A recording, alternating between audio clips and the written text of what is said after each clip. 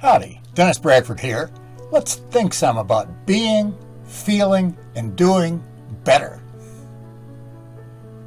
What's the most important problem with using the Peacefulness Process method?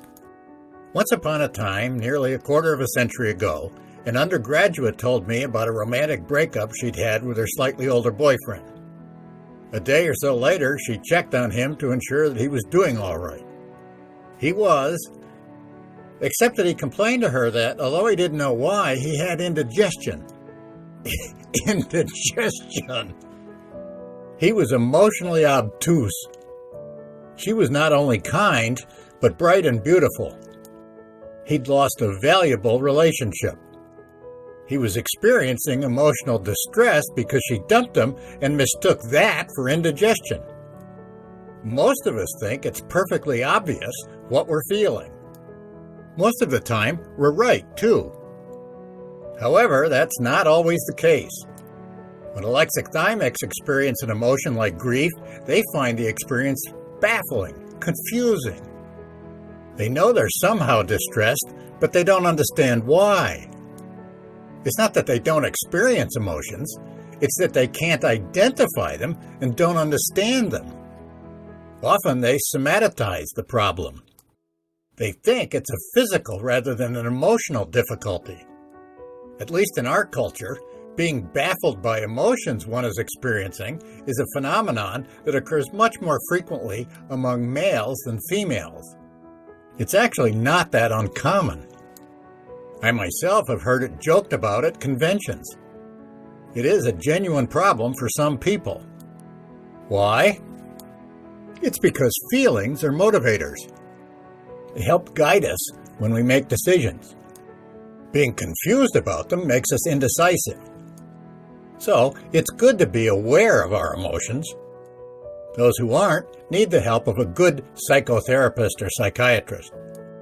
Without the emotional intelligence to be aware of our emotions as they occur, it's impossible to flourish emotionally, to live well emotionally. Being unaware of our emotions as they occur is not, though, a problem just for either the emotional humility method or the peacefulness process method.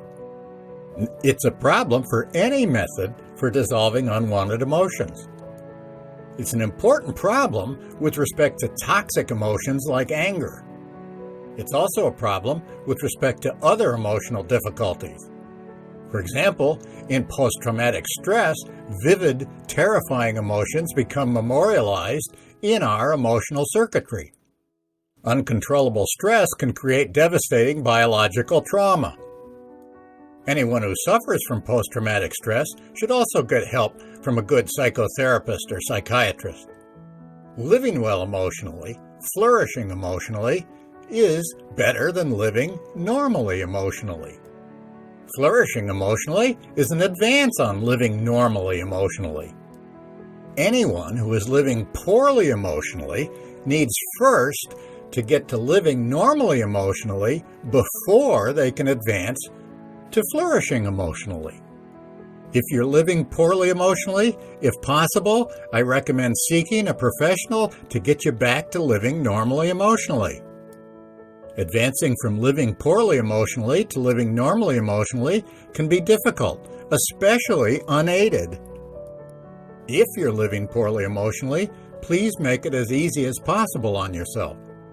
Having a skilled psychotherapist, psychiatrist, coach, or friend to help can be enormously beneficial.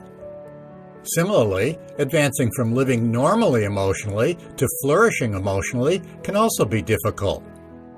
I've now provided you with 4 techniques that can be extremely helpful, namely, aliveness awareness and Zazen from the Stress Reduction Wizardry playlist, and the emotional humility and peacefulness process methods from this playlist. Still, if possible, I also recommend you obtaining some one-on-one help. You probably already understand, as Dr. Hawkins put it in Power versus Force, quote, "In Eastern spiritual disciplines, it is accepted that the devotee alone, unaided by a guru or a teacher, is unlikely to make much progress," end quote. We all suffer from cognitive blind spots. Having a skilled person who knows us and is willing to help can be immensely beneficial. If you like my style and I'm still coaching, you can get a free telephone session with me at endfearfast.com to see if we might be a good fit. The 4 techniques I've offered you aren't magic. For them to work for you, you must do the work.